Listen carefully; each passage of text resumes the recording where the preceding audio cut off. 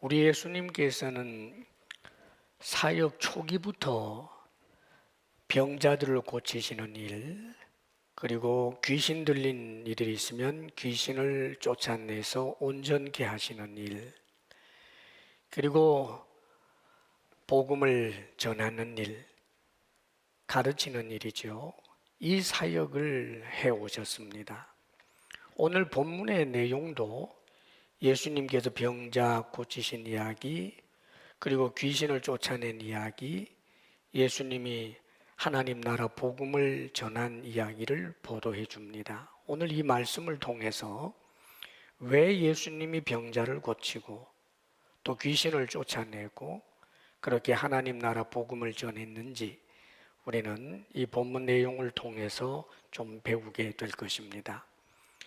40절 말씀을 우리 함께 읽어볼까요? 시작.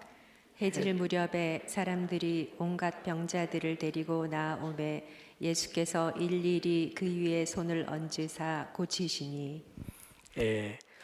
해질 무렵에 병자들을 데리고 나왔어요. 해질 무렵에. 일반적으로 이제 아침에 온다든지 낮에 올 텐데 해가 질 요즘처럼 이렇게 전등이 밝은 세상도 아닌데 그 해질 무렵에 이제 깜깜해질 텐데 사람들을 병자들을 데리고 나왔습니다. 왜 해질 무렵에 나왔을까? 그것은 안식일이 이제 끝나는 것이 해질 무렵이기 때문에 그래요. 이스라엘은 우리하고 달라서 하루의 시작이 해질 때로부터 시작해서 그 다음날 또 해질 때까지가 하루입니다. 그래서 창세기에도 보면 저녁이 되고 아침이 되니 이는 첫째 날이니라. 이 유대식 표현이죠. 지금 예수님께서는 안식일 날 가버나움 어딘지는 정확하게 몰라요. 베드로의 집, 시몬의 집일 가능성도 있고 예수님이 거점으로 삼으셨던 당신이 거하시던 곳일 수도 있습니다. 하여간 그 가버나움 지역에서 우리 예수님이 안식일 사역을 펼치셨죠. 그래서 안식일 날 회당에서 가르치시고 귀신 쫓아내시고, 그리고는 안식일이었지만 시몬의 장모가 열병에 걸려 있는 것을 보시고 그를 이제 고쳐주는 그런 일을 하셨습니다. 안식일에도 주님께서는 병 고치는 일을 하셨어요. 안식일에 해야 할 선한 일이라고 보신 거지요. 그런데 일반적으로 유대인들이 안식일에 병 고침을 받기 위해서 여기저기 다닐 수 없습니다. 그러니까 예수님이 병 고친다라고 하는 소문은 났지만 안식일이다가 보니까 예수님께 오지 못하고 이 안식일이 끝나기만을 기다리고 있었던 거예요. 그래서 해가 지면 이제 안식일이 끝나니까, 그래서 해가 질 때 그때 이들이 아픈 사람들을 데리고 예수님께로 몰려오게 된 것입니다. 그런데 예수님께서 이들을 고치시는 장면을 보도해 주는데 이 환자들이 참 많을 텐데 그들을 일일이 손을 얹어서 고치셨어요.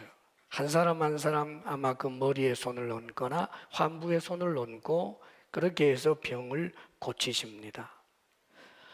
사실 한 사람 한 사람을 그렇게 고치려면 굉장히 피곤한 일이지요. 우리 주님께서 한 사람 한 사람에게 손을 얹어서 그렇게 간절히 기도해야만 병이 낫게 되는 걸까? 아니죠, 여러분. 우리가 성경을 통해서도 보지만 예수님은 나병 환자 10명이 저만침 서서 우리를 불쌍히 여기소서 그러니까 손도 대지 않고 그냥 제사장들에 가서 너희들의 몸을 보여라 하니까 가던 중에 다 나아버렸잖아요. 또 어떤 백부장의 하인 그 집에 들어가지도 않고 하루 길이라는 그런 먼 길이었지만 그런 말 한마디 하시면 고침을 받았어요. 그런데 예수님께서 왜 이렇게 일일이 머리에 손을 얹거나 그렇게 환부에 손을 얹고 고치셨을까? 1차적으로는 고치는 방법은 주님 마음대로예요. 주권이 주님께 있습니다. 그러니까 그 방법의 문제가 아니라는 뜻입니다, 여러분. 소경을 고치는데 주님께서는 말씀으로 고칠 수도 있고 침을 뱉어서 진흙을 이겨서 눈에다가 덕지덕지 발라주면서 실로암에 가서 씻으러 하실 수도 있어요. 당신이 주권자입니다. 그런데 오늘 특별히 성령께서는 누가를 통해서 예수님께서 일일이 그 위에 손을 얹으셔서 고치셨다라고 하는 것을 보도해 주는 데는 주님의 마음, 하나님의 마음을 우리에게 가르쳐 줘요. 그건 뭐냐 하면 우리 주님께서는 각 개인을 사랑하시는 주님이라는 것을 보여줍니다. 우리 주님께서 수많은 사람이 당신에게 몰려온다고 할지라도 그들을 그냥 무리로 대하는 게 아닙니다. 한 사람 한 사람을 개인적 관심을 가지고 각각 개인의 처지와 형편을 아시고 그를 사랑하시고 긍휼히 여기시는 분이 우리 주님, 우리 하나님이십니다. 우리가 여럿 모여서 이렇게 예배를 드리지만 하나님께서는 이 무리로서 우리를 대하지 않아요. 한 사람 한 사람을 마치 우주에서 우리 하나만 있는 것처럼 그렇게 대해 주시는 사랑의 하나님, 능력의 하나님이십니다. 하나님만 가능한 거지요. 자, 그런데 우리 주님께서 그렇다면 그렇게 개개인을 사랑하셔서 병을 고치시는데 우리 주님이 병자들을 고치시는 이유가 뭘까? 당연히 긍휼과 사랑이죠. 병든 것을 보니까 너무 안타까워서 그래서 고치십니다. 사랑하시니까. 그런데 왜 그렇다면 주님께서는 능력이 있으셔서 말씀만 해도 병자들을 고칠 수 있다면 예수님 시대에 예수님께서 팔레스타인 그 가나안 지역에 있는 모든 병자들은 깨끗해질지어다라고 주님이 선언하면 그렇게 되는데 병 걸려서 고통당하는 사람이 그렇게 불쌍하게 여긴다면 아예 병자들이 존재하지 않도록 하실 수 있는 분이 하나님 아니냔 말이에요. 요즘도 가끔 그런 말 하는 사람들이 있어요. 하나님이 있다면 어떻게 이런 지진이 일어날 수 있느냐? 하나님이 있다면 어떻게 저렇게 정말 살려고 발버둥 치는 사람한테 중병이 들게 할 수 있느냐? 뭐 그런 식으로 표현들을 합니다. 하나님이 긍휼이 없고 사랑이 없어서 그렇겠어요? 한 가지 기억할 것이 있어요. 언젠가는 정말 병이 없는 세상이 와요. 주님께서 재림하시게 되는 그래서 임하게 될 그 하나님 나라에는 절대로 병자가 없지요. 그러나 그날이 오기까지 이 세상은 하나님 앞에 죄를 범함으로 하나님께서 그 환경을 저주하셨어요. 그렇기 때문에 병이 있고 마귀도 역사를 하고 죽음이 있는 것입니다, 여러분. 자, 그렇기 때문에 우리 주님께서 병자를 고친다라고 하는 것은 분명히 사랑과 긍휼 때문이지만 그보다 더 중요한 이유가 있어요. 그건 뭐냐면 표적이에요, 표적. 병을 고치시는 이유는 이를 통해서 이것이 표적이 되어서 예수님을 믿어야 예수님을 통해서 하나님 나라에 들어갈 수 있다라고 하는 것을 알게 하는 표적이라는 말입니다. 예수님을 통해서 하나님 나라에 들어갈 수 있다는 거예요. 그래서 예수님께서 당신의 능력, 당신의 이름으로 병자들을 고치는 거지요. 조금 전에 말씀드린 것처럼 하나님 나라에는 병이 있을 수 없어요. 왜냐하면 병은 죽음의 그림자입니다. 늙는 것도 마찬가지고요. 그런데 하나님 나라는 영생하는 곳이기 때문에 거기에는 병이 있을 수 없고 혹은 눈먼 자가 있을 수도 없고 뿐만 아니라 늙어가는 것도 없고 죽는 것도 없어요. 이게 하나님 나라지요. 그런데 예수님께서 병자를 고친다라고 하는 것은 하나님 나라가 임하게 되는 것을 보여주시는 표적이에요. 누구를 통해서 하나님 나라가 임하는가 혹은 하나님 나라에 들어가는가, 예수님을 통해서 그렇다라고 하는 것을 가르쳐주는 표적이라는 말이지요. 사실 병자를 고치는 일들이 예수님뿐만 아니라 예수님의 제자들도 병자들 많이 고치지요. 그런데 우리가 기억해야 할 것은 예수님의 제자들이 병자들을 고칠 때 그들은 반드시 나사렛 예수 그리스도의 이름으로 고쳐요. 하나님 나라를 임하게 하는 자는 베드로도 아니고 바울도 아니고 예수님이다라고 하는 것을 가르쳐주는 표적이라는 말이지요. 사도들이 전하는 복음이 진리다라고 하는 것을 증명하는 표적으로 환자들이 고쳐졌던 거예요. 구약의 선지자들도 예수님하고는 달랐죠. 그들도 병을 고치지만 그러나 그들도 역시 하나님의 능력을 기도하면서, 그래서 구약 성경에 일어나는 모든 기적과 표적은 그 선지자들 그들의 능력이 아니라 하나님에 의해서 그렇게 되었다라고 하는 것을 우리는 구약 성경을 쭉 읽으면 다 알게 된다는 말이에요. 그런데 우리 예수님께서는 심지어 이런 표현도 합니다. 어떤 믿음 있는 사람이 남아서 주께서 원하시면 나를 고치실 수 있습니다. 내가 원하니 깨끗함을 받아라. 깨끗해져요. 주님께서 그 병을 고치시는 주체가 되시는데, 다시 말하면 죽음을 물러가게 하는, 하나님 나라가 임하게 하는 이가 예수님이다. 이 표적이 바로 병 고치는 사건이었다는 말입니다. 그러므로 이 표적을 통해서 예수님이 그리스도라고 하는 것을 믿을 수 있어야 하는 거예요. 그게 표적의 의미입니다. 계속해서 오늘 말씀 41절도 한번 읽어보겠습니다. 41절 시작. 여러 사람에게서 귀신들이 나가며 소리질러 이르되 당신은 하나님의 아들이니이다. 예수께서 꾸짖으사 그들이 말함을 허락하지 아니하시니 이는 자기를 그리스도인 줄 알미러라.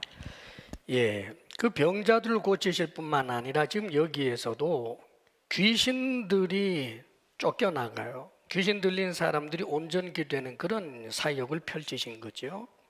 귀신들이 나갔다. 이것도 하나님 나라 표적이에요. 왜 귀신을 내쫓았을까? 하나님 나라에는 귀신이 있을 수 없어요. 나중에 종말론적으로 이제 오게 되는 하나님 나라, 예수님 재림과 더불어서 이제 완성케 되는 그 하나님의 나라에는 귀신이나 악한 영들이나 마귀가 없어요. 요한계시록 20장 10절에도 보면 그들을 미혹하는 마귀가 불과 유황못에 던져지니 그럽니다. 사실 여러분, 사단은 하나님께서 천지를 창조하시고 에덴 동산을 만들어서 아담과 하와를 거기에서 거주하게 할 때 놀랍게도 마귀는 에덴 동산에도 나타났던 존재예요. 죄 짓기 전에도 아담 하와를 유혹하기 위해서 역사했던 존재가 마귀예요. 그런데 여러분, 나중에 임하게 되는 그 하나님 나라에는 마귀가 없어요. 지옥에 들어가 있다고요.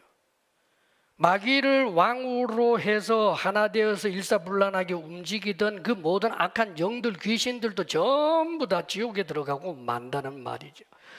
그렇기 때문에 예수님께서 귀신을 쫓아낸다라고 하는 것도 역시 예수님을 통해서 하나님 나라에 들어갈 수 있다라고 하는 것을 보여주는 표적이라는 말이에요.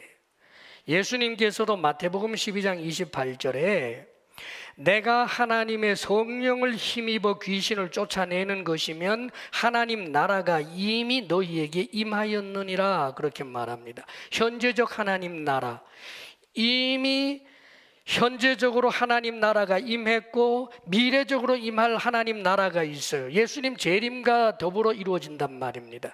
지금 이루어진 이 하나님 나라는 표적이에요. 예표적 성격을 갖고 있단 말이지요. 그렇기 때문에 주님께서 귀신을 쫓아내는 것은 하나님 나라가 주님을 통해서 임하게 된다라고 하는 것을 가르쳐주는 표적이란 말이지요. 이 표적을 통해서 예수 그리스도를 믿을 때 그 표적이 의미가 있어요. 표적을 통해서 예수 그리스도를 온전히 믿을 수 있는 그 사람들은 어느 시대를 막론하고 복 있는 사람이지요. 성경에 보면 세례 요한이 감옥에 갇혀 있으면서, 세례 요한도 사람이기 때문에 그랬는지 몰라도 예수님을 늘 세상 죄를 짊어지고 가는 하나님의 어린 양이다, 뭐 이렇게 표현하고 예수님을 그리스도라고 그렇게 주변의 제자들에게 또 말하던 이 세례 요한이 감옥에 갇혀 있으면서 좀 흔들려요. 예수님에 대한 이야기가 워낙 좋지 않은 이야기들이 많이 들어오고 그래서 그랬던지, 그래서 세례 요한이 자신의 제자 두 사람을 예수님에게 보내서 이렇게 질문을 합니다. 오실 그이가 당신입니까? 아니면 우리가 다른 분을 기다려야 합니까? 당신이 그리스도냐 아니냐 좀 말 좀 해달라 이 뜻 아니에요. 그랬더니 예수님께서 세례 요한이 보낸 그 두 사람에게 이렇게 대답을 하셨어요. 너희가 보고 들은 것을 요한에게 알려라. 맹인이 보고 못 걷는 사람이 걸으며 나병 환자가 깨끗해지고 귀먹은 사람이 듣고 죽은 자가 살아나며 가난한 자에게 복음이 전파된다라고 가서 말해라. 니들이 보고 들은 대로.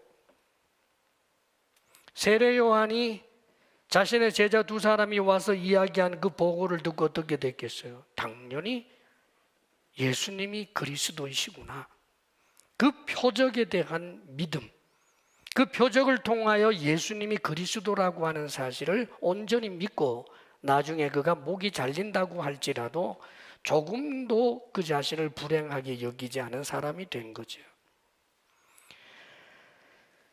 우리 예수님께서 누구든지 나로 말미암아 실족하지 아니하는 자는 복이 있도다 그렇게 말했어요.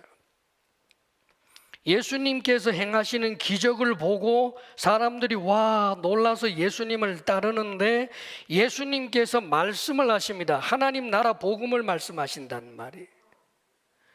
그런데 그 하나님 나라 복음의 말씀이 내가 하나님의 아들이다, 나와 아버지는 하나다, 나를 본 자는 아버지를 보았다, 나를 믿어야 영원히 살 수 있다, 이런 하나님 나라 복음을 이야기할 때 예수님이 걸림돌이 되어서, 그래서 예수님을 믿지 않게 된 사람들이 굉장히 많아요. 이들은 얼마나 불행한 사람인지 몰라요. 예수님께서 표적을 행하시는 이유가 예수님을 믿도록 하기 위해서, 예수님께서 천국 복음을 전하는 이유가 예수님이 그리스도라고 하는 사실을 계속하여 선포하는 것인데, 그것을 믿지 못하는 사람들은 얼마나 불행한 사람인지 몰라요.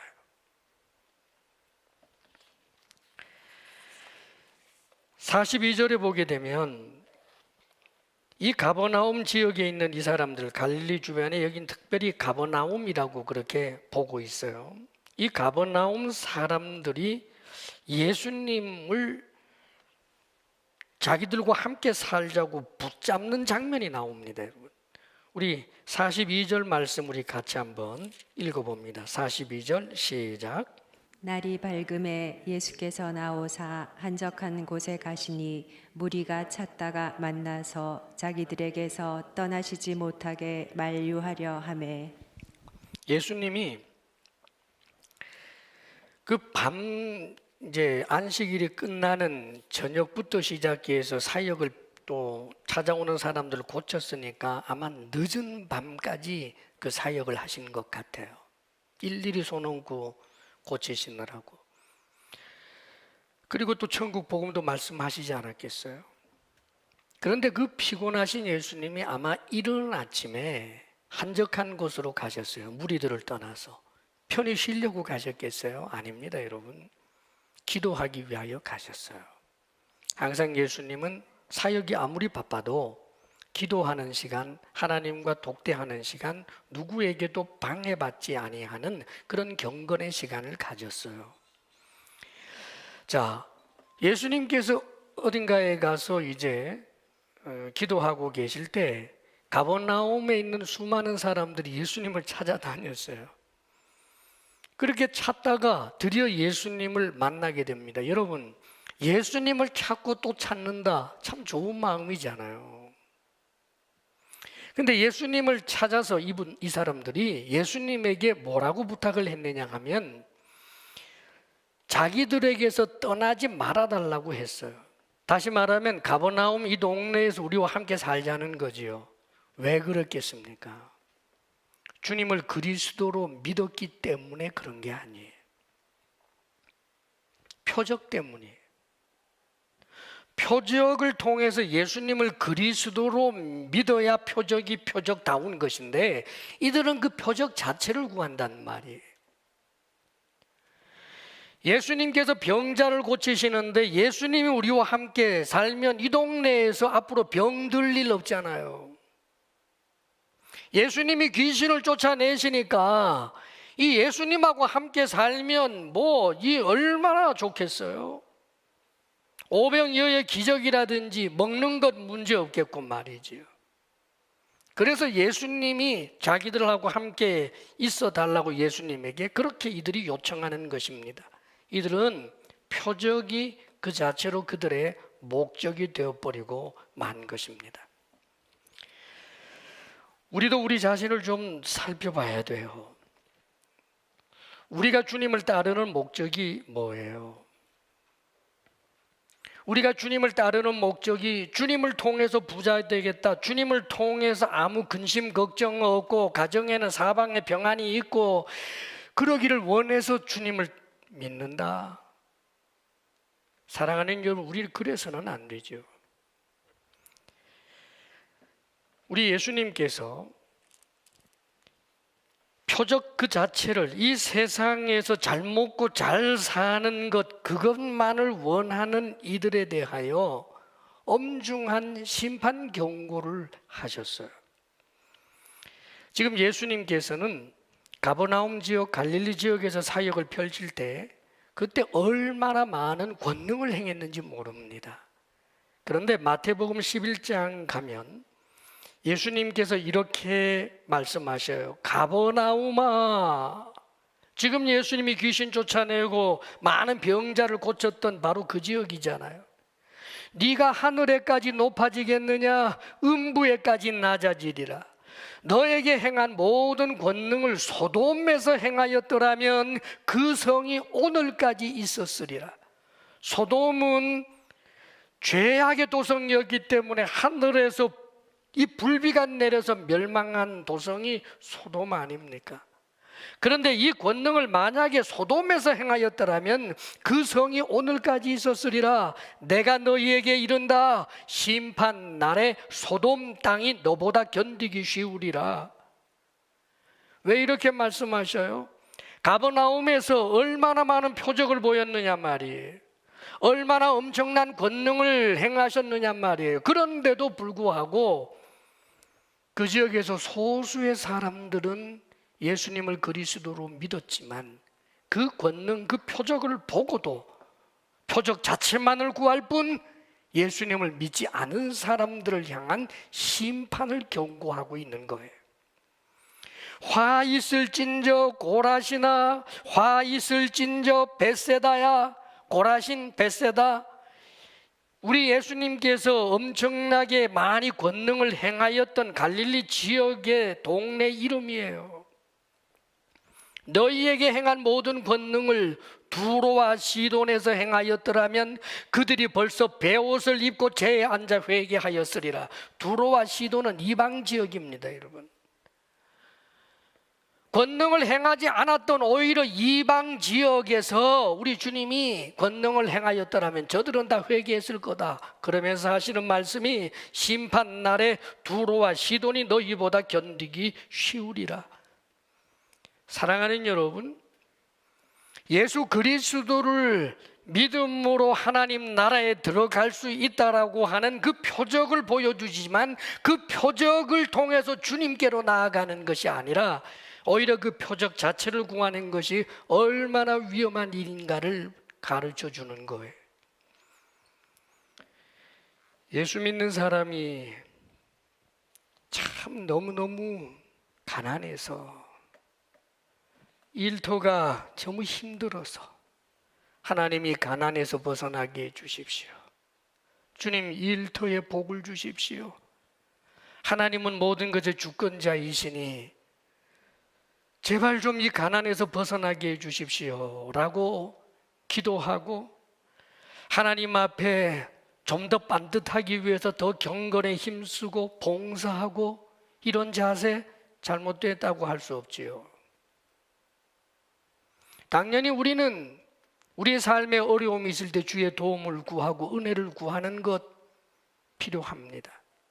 그래서 하나님께서 그 기도 들어주시고 불쌍히 여기셔서 일터에 복을 주시고 그래서 가난에서 벗어나서 이제는 남에게 베풀고 나눌 만한 그런 은혜를 주셨으면 그것이 표적일 수 있어요. 어떤 표적입니까? 하나님이 내 기도를 들어주셨다. 하나님께서 도우셔서 나로 하여금 내 힘으로는 되지 않았지만 이렇게 부하게 살 수 있게 되었다. 그래서 나는 더욱더 주님을 믿겠다. 더욱더 열심히 주를 섬기겠다. 사랑하는 여러분, 그에게 좋은 표적입니다.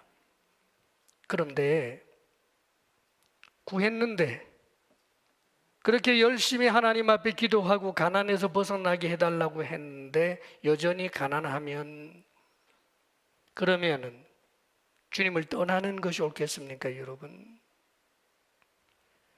사랑하는 여러분, 그렇다면 그는 부하게 되는 그 자체가, 그 표적 자체가 그에게 목적인 거예요. 우리 그리스찬은 내가 하나님 앞에 구하고 구해서 건강을 주시면 건강 주신 것이 표적이고 하나님 앞에 구했는데 건강을 주시지 않고 여전히 질병의 가시가 내게 있어도 그것도 내게 표적이 되어야 하는 거예요. 전날에 사도 바울이 그랬듯이 말입니다. 고쳐주셨다면 고쳐주신 것으로 더욱더 주님을 잘 믿었겠고 고쳐주시지 아니하니까 오히려 이것이 하나님께서 나를 연단하시고 내가 더욱더 주를 의지하게 하시는 하나님의 선하신 뜻이라는 사실로 그것을 표적 삼아서 더욱더 열심히 주님을 믿고 주님을 위해 살아가는 모습을 보지 않았습니까? 우리도 마찬가지예요, 여러분. 가난하면 이 가난을 벗어나기 위해서 성실하게 일도 하고 기도하지만 여전히 가난의 현실을 주면 하나님께서 선한 뜻이 있어서 나로 하여금 연단하게 하시고 나를 이 세상 보화의 마음을 두지 않고 언젠가 주실 하늘나라 보화의 마음을 두라고 하시는구나 하고 더욱더 주님을 섬기는 일에 열심을 내면 오히려 그에게는 가난도 주님을 더 잘 믿게 하는 표적이 되는 것입니다. 내가 원하는 표적만을 구하고 그 원하는 표적이 내게 없으면 주님께 등 돌리거나 주님을 향하여 낙심하거나 원망하거나 불평하는 것은 얼마나 어리석은 일인지 몰라요. 내가 구하는 표적을 주셔야만 주님을 잘 믿겠다고 하면 그것은 주님을 램프 요정 삼는 것이고 주님을 시험하는 자가 되어버리고 마는 것입니다. 사랑하는 여러분, 예수 그리스도를 믿는 여러분, 우리의 삶에서 일어나고 있는 모든 삶의 정황들이 오히려 예수 그리스도에게로 더욱더 나아가는 표적이 될 수 있기를 바랍니다. 그 어떤 것도 예수님을 향한 열심을 방해하는 그런 일이 되지 않기를 주의 이름으로 축원합니다. 중요한 것은 예수님을 더 잘 믿게 하는 것, 그것이 참으로 좋은 표적이라는 뜻입니다. 이제 43절 말씀을 읽어볼까요? 43절 다 같이 시작. 예수께서 이르시되 내가 다른 동네들에서도 하나님의 나라 복음을 전하여야 하리니 나는 이 일을 위해 보내심을 받았노라 하시고 예수님이 행하시는 그 표적 자체가 목적이 되어서 예수님을 붙들고 늘어지는 가버나움 사람들에게 예수님이 하신 말씀이 내가 다른 동네들에서도 하나님의 나라 복음을 전해야 하겠다. 나는 이 일을 위해서 보내심을 받았다 그러십니다. 복음, 복된 소식이지요. 굿뉴스예요, 여러분. 복음. 이 세상에도 복음이 있어요. 복된 소식들이. 암에 걸려서 죽어가는 이에게 정말 싼 값이지만 먹기만 하면 완전히 100% 치유되는 약이 개발되었다라고 한다면 모든 암 환자에게 또 우리들에게 그건 복음이겠죠. 좋은 소식 아니에요? 지금 이 땅에 전쟁이 있습니다. 비참한 전쟁의 이야기를 들으면서 우리가 얼마나 안타까운지 몰라요. 그런데 이제 전쟁이 멈추었다. 아주 평화롭게 해결이 되었다. 이러면 우리에게 이게 복음이겠지요. 산불이 지금 걷잡지 못하게 지금 번지고 있습니다. 그런데 저 산불이 꺼졌다. 그러면 그 지역 주민뿐만 아니라 우리들에게도 다 좋은 소식이에요. 복음이에요. 그런데 우리 예수님께서 전하시는 이 복음은 단순히 좋은 것을 이야기하는 게 아니에요. 이 복음 앞에 뭐라고 썼어요? 하나님 나라 복음이라고 했단 말입니다. 하나님 나라 복음. 복음이 무엇입니까? 하나님 나라에 들어가게 하는 게 그게 복음이에요. 하나님 나라에 들어가도록 주님께서 말씀하시지요. 당신이 그리스도라는 거예요. 당신이 하나님의 아들이라는 것입니다. 당신을 믿는 자는 죽어도 살고 영원히 산다고 믿는 것이 말씀하시는 것입니다. 이 하나님 나라에 들어가는 이 복음, 예수님을 위해서라면 목숨까지 바쳐야 한다. 이게 다 복음이에요. 그 핵심은 예수님을 믿어야 하나님 나라에 들어갈 수 있다라고 하는 거죠. 왜 표적을 행하셨습니까? 왜 병자를 고쳤습니까? 예수님을 믿음으로 하나님 나라에 들어가도록 하기 위해서. 왜 귀신을 쫓았습니까? 맞습니다, 여러분. 가장 중요한 것은 예수 그리스도를 믿어서 하나님 나라에 들어가도록 하기 위한 목적이에요. 그게 가장 중요하다는 말입니다.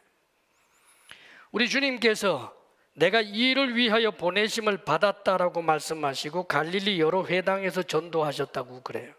우리 주님께서는 당신이 하나님께로부터 보내심을 받은 이유가 이 천국 복음을 전하기 위해서라고 이야기합니다. 그런데 천국 복음을 전하기 위해서라고 말씀하시는데 여기 좀 미묘한 차이가 있어요. 복음을 전하기 위해서 예수님이 오셨는가? 사실은 우리 예수님께서 이 땅에 오신 가장 근본적인 목적과 이유는 하나님께서 보내셨는데 하나님께서 성경을 통해 이렇게 말씀해 주십니다.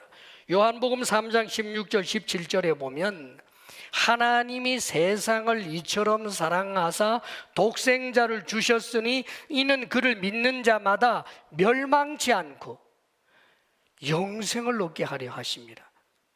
멸망을 당하지 않고 영생을 얻도록 하기 위하여 하나님의 아들을 보내셨어요. 이 말씀을 17절에는 바꾸어서 이렇게 표현합니다. 하나님이 그 아들을 세상에 보내신 것은 세상을 심판하려 하심이 아니요 그로 말미암아 예수님으로 말미암아 세상이 구원을 받게 하려 하심이라. 하나님께서 당신의 아들을 세상에 보낸 것은 세상으로 하여금, 물론 사람들이죠. 세상으로 하여금 영생을 얻고 구원을 받도록 하기 위하여 그래서 예수님을 하나님께서 보내셨습니다. 우리 예수님이 하나님께로부터 보내심을 받은 이유는 세상을 구원하고 영생을 주도록 하기 위하여 보내심을 받았어요. 그런데 주님께서는 표현을 내가 복음을 전하도록 보내심을 받았다라고 이렇게 표현하고 있습니다. 왜 그럴까요? 구원의 역사와 복음을 전하는 것은 분리될 수 없기 때문에 그렇습니다. 복음은 그 복음을 들을 때 믿음이 생겨요. 또 듣게 하려면 누군가가 전하는 사람이 있지 아니하면 안 된다, 그 말입니다. 우리 예수님께서 인간들을 구원하기 위하여 십자가에 못 박혀 죽으셨습니다. 대속 제물이 되셨습니다. 2000년 전에 예수님이 십자가에 못 박혀 죽으셨는데 그것이 기계적으로 모든 사람을 저절로 다 구원한다면, 그렇다면 주님이 십자가에 못 박혀 죽는 것으로 사명 끝나요. 그러나 구원의 역사가 일어나려면 예수님께서 십자가에 못 박혀 죽으신 그 목적과 이유가 선포되는 복음의 내용이 있어야 된단 말이에요. 그것을 전한다는 이야기죠. 그러므로 주님께서는 당신이 복음의 내용이면서도 동시에 복음을 전하는 일을 합니다. 왜냐하면 그 복음을 들어야 믿음이 생기고 복음을 전하는 자가 있어야 누군가가 들을 수 있지 않겠습니까? 그렇기 때문에 로마서 10장 17절에 이렇게 표현해요. 그러므로 믿음은 들음에서 나며 들음은 그리스도의 말씀으로 말미암았느니라. 하나님의 약속, 그리스도의 약속을 누군가가 들을 때 믿음이 생긴다는 말이에요. 그렇기 때문에 듣지도 못한 일을 어찌 믿으리요? 전파하는 자가 없이 어찌 들으리요? 아름답도다 좋은 소식을 전하는 자들의 발이요. 이렇게 성경은 말씀해 주는 거예요. 우리 예수님께서 우리를 구원하기 위하여 십자가에 못 박혀 죽으셨습니다. 그리고 주님께서는 복음을 스스로 전하셨습니다. 당신이 전하는 말씀을 믿고 예수님이 그리스도라고 하는 사실을 사람들이 믿어서 하나님 나라에 들어가도록 하기 위하여 때때로 표적도 행하셨습니다. 병자들도 고치고 귀신들도 고치고 가르치기도 하면서 당신이 그리스도라고 하는 사실을 스스로 전파하는, 스스로 전도하는 그 일을 하셨습니다. 그렇게 하지 아니하면 구원의 역사가 기계적으로 일어나는 것은 아니기 때문입니다. 우리는 이 사실을 기억해야 합니다. 그러므로 복음을 전한다라고 하는 것은 우리 주님께서 내가 아버지께로부터 보내심을 받았다라고 말씀하는 것처럼 주님의 그 엄청난 영광을 함께 가지게 되는 일입니다. 주님의 멍에 아래 들어가는 것이고 주님과 함께 좁은 길을 가는 것이고 주님과 함께 사람들을 구원하는 일에 참여하게 되는 동역자가 되는 일입니다. 그러므로 사랑하는 여러분, 우리는 잊지 말아야 합니다. 예수님께서 복음을 전하실 뿐만 아니라 당신의 제자들을 그렇게 가르치셨고 이 제자들을 통하여 성령의 역사와 더불어서 교회가 시작되자마자 첫 번째 한 일이 복음을 전하는 일이었고 예루살렘 교회로 말미암아 예루살렘 전체가 떠들썩하면서 예수 믿게 되는 역사가 일어난 것을 우리는 압니다. 가만히 있는데 그렇게 되었겠습니까, 여러분? 아닙니다. 복음을 전했고 복음을 전하는 그 현장에서 하나님께서 기뻐하시면 이런저런 표적도 보여주시면서 그들이 전하는 내용이 진리다라고 하는 것을 하나님께서 행하셨기 때문입니다. 사랑하는 여러분, 오늘날도 마찬가지예요. 그렇기 때문에 복음을 전한다라고 하는 것은 얼마나 영광스러운 일인지 몰라요. 번잡하고 귀찮고 힘들게 하는 일로 생각해서는 안 되는 것입니다. 내가 정말 예수 그리스도를 믿음으로 구원을 얻는 것이 분명하고 예수님께서 그를 위하여 그것을 위하여 복음을 전하는 것이 사실이었다면 이 동네 저 동네 타박타박 다니면서 그렇게 복음을 전하는 것이 예수님이 사명으로 생각하는 것이었다면 어찌 우리가 그것을 하찮게 여기겠습니까, 여러분?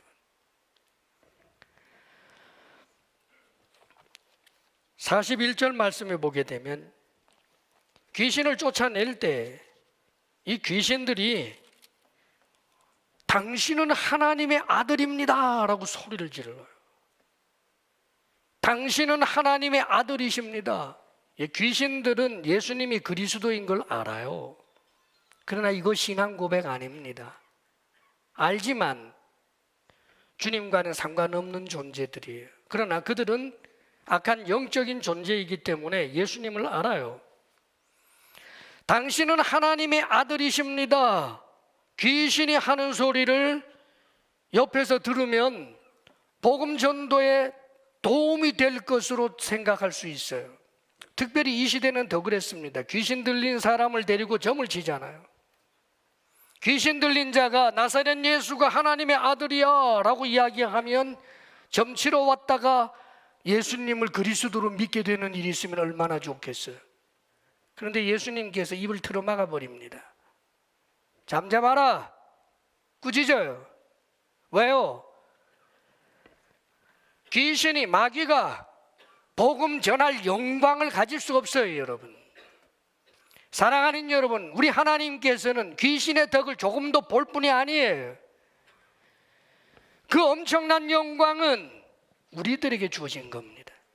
놀랍게도 귀신에게 복음을 증거할 수 있는 그런 엄청난 영광이 주어지지 않는 것처럼 그 대척점에 서 있는 천사들에게도 하나님께서는 복음을 전하는 영광의 직분을 주지 않았어요. 예수님이 태어날 때 천군 천사들이 예수님께서 태어나는 것을 고지할 때 잠시 있었던 것 이외에는 천사들을 보내서 누군가 예수 믿게 한 예가 성경에 없어요, 여러분. 천사들을 보내서 하면 얼마나 쉽겠어요? 천사가 갑자기 나타나서 예수님이 그리스도라고 빛나는 환상 중에 그렇게들 다 이야기하면 안 믿을 사람이 어디 있겠습니까? 우리가 복음 전하는 것보다 훨씬 쉽지. 그러나 복음 전하는 이 영광은 천사들에게 주지 않았어요. 사도행전 10장에 보게 되면 거기 고넬료 사건이 있어요, 여러분.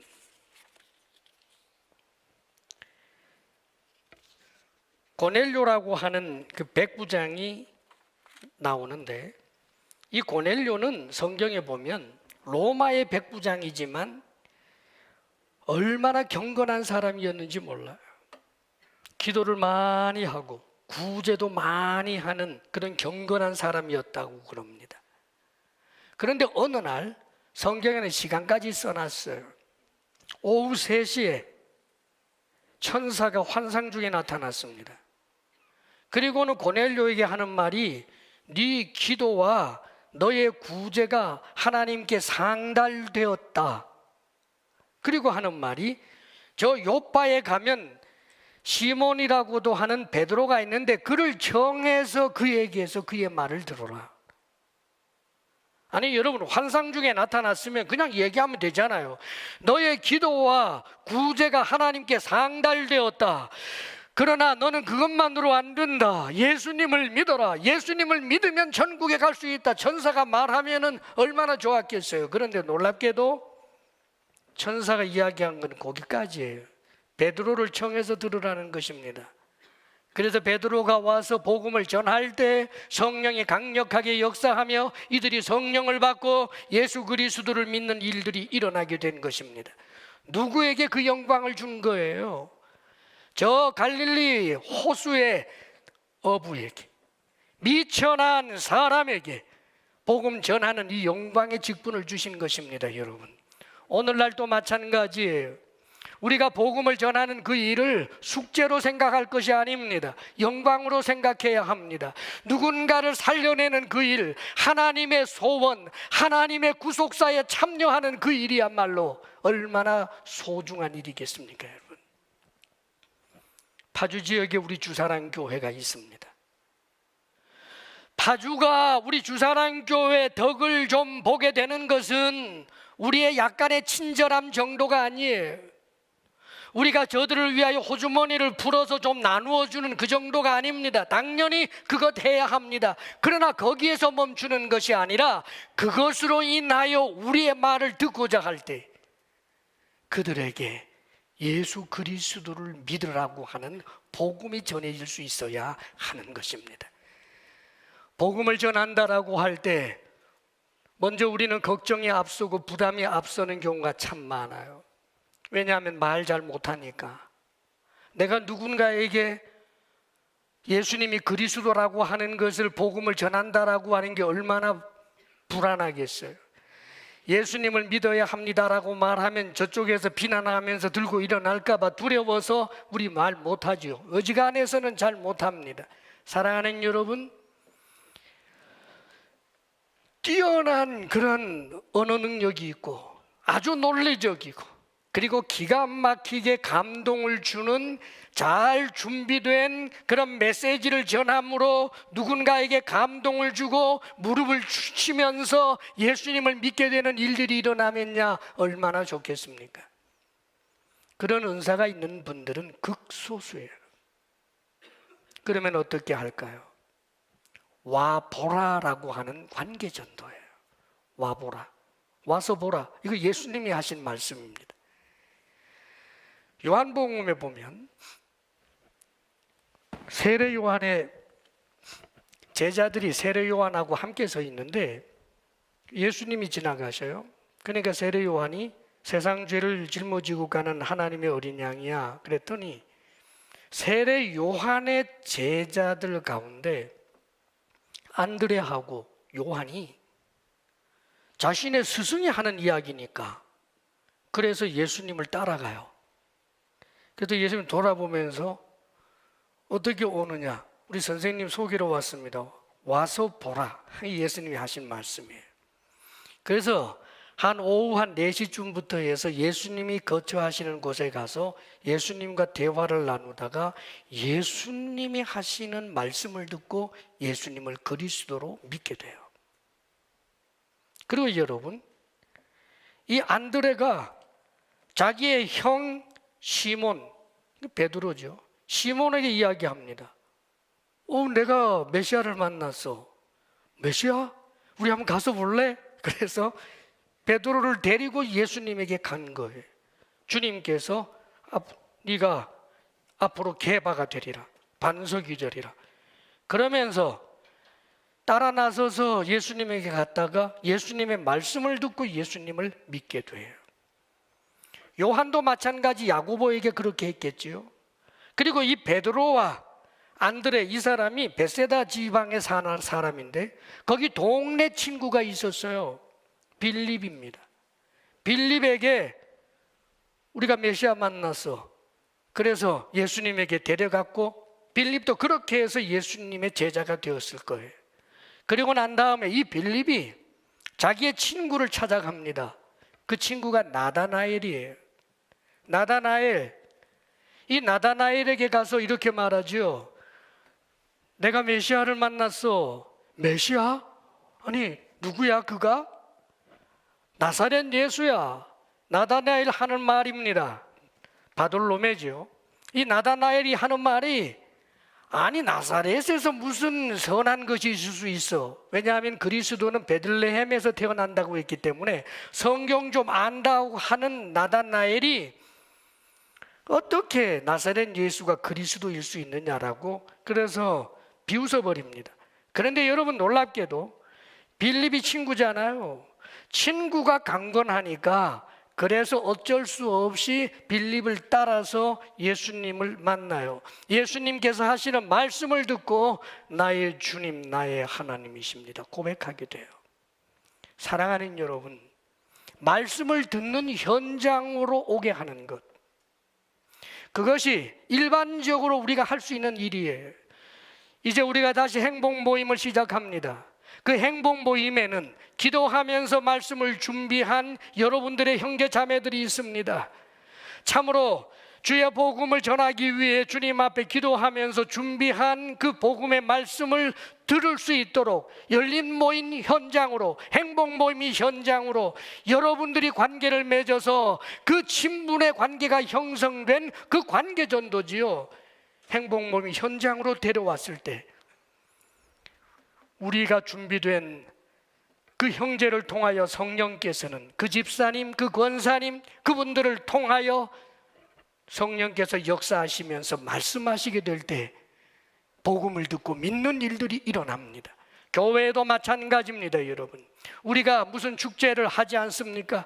그럴 때 복음이 증거되는 그 현장에서 말은 최정도 목사가 하지만 성령께서 역사하셔서 주님께서 말씀하시는 것으로 역사되게 될 때 누군가에게 믿음이 생기고 예수 그리스도를 믿게 되는 역사가 일어나는 것입니다. 그러므로 사랑하는 여러분, 잊지 마십시오. 이것을 위해서 기도할 줄 알고 이것을 소중하게 여길 줄 알아야 합니다. 나도 복음을 전할 수 있는 자가 되게 하소서. 누군가가 나에게 물을 때 복음에 대하여 명쾌하게 말할 수 있는 그런 준비를 우리 끊임없이 하는 것도 필요함과 동시에 때로는 와서 보라라고 하는 이들, 인도하는 이들, 하나님의 말씀을 들을 수 있는 현장으로 인도하기 위하여 때로는 저들의 발을 닦아주기도 하고 저들에게 때로는 맛있는 음식으로 대접하기도 하고 저들로 하여금 행복 모임 현장에서 잠시라도 귀를 기울여서 선포되는 그 말씀을 듣게 하기 위하여 조마조마한 마음으로 기도하여 섬기고 그들이 복음이 선포되는 현장에서 믿을 수 있도록 중보 기도하는 이들이 얼마나 하나님 앞에서 아름다운 사람들이겠습니까, 여러분? 사랑하는 여러분, 우리 주사랑교회 이제 다시금 이 일을 또 시작합니다. 온라인으로 한다고 할지라도 여전히 하나님은 역사할 것이라고 믿고 또 언젠가는 대면하여 하게 될 그날도 오게 될 것입니다. 여러분들이 우리 주님과 같이 한 사람이라도 예수님 믿게 하는 그런 하나님의 사람들로 진정한 사명자로 살 수 있기를 주의 이름으로 축원합니다. 기도하겠습니다. 거룩하신 아버지 하나님, 우리 주님께서 우리를 구원하기 위하여 이 땅에 오시고 당신이 그리스도라고 하는 진리의 말씀을 그토록 가르치시고 뿐만 아니라 온갖 표적까지 행하며 그들로 하여금 예수 믿게 하여 주셨던 것을 우리가 봅니다. 하나님의 이 열심을 우리도 갖게 하여 주시고 복음 증거하는 이 영광을 우리도 함께 가질 수 있는 하나님의 사람들 되게 하여 주옵소서. 예수 믿는 이유가 나만 편한 것으로 끝내고자 하는 자 되지 아니하도록 아버지여 표적을 통해 예수님을 믿게 하는 하나님의 사람 되게 하여 주옵소서. 예수님 이름으로 기도합니다. 아멘.